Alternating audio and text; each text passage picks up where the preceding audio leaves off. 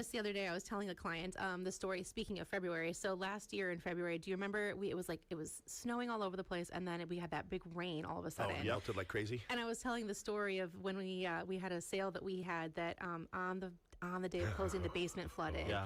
And I was telling the story because, people are always like, oh, what do realtors even do, right? Dick and I were literally in the backyard, soaked up to our knees. We looked around to see what we could even find. There was like a garden bucket that was left behind, and I don't even remember. And we were just scooping this water away from the house, trying to keep it from continuing to flood. And I'm just sitting there laughing to myself, like we're somehow freezing and sweaty. Right. Like, yeah, realtors don't even do anything.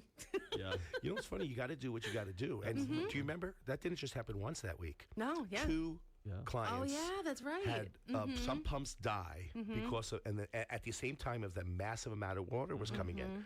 A couple of years ago, and I remember telling this story, and you said years ago you heard me tell this story. I watched it on your Facebook Live. I know exactly where you're going with this. I went Facebook Live because the power went out, and in the middle of February, this was like 2 years ago, in Country Walk, and the sellers had already moved out. And we closed the next day, and I had to do everything I could. So I drove there. I ran like jumper cables from my car battery to some sort of like power source, so we could have the sump pump start moving until someone finally showed up with a generator.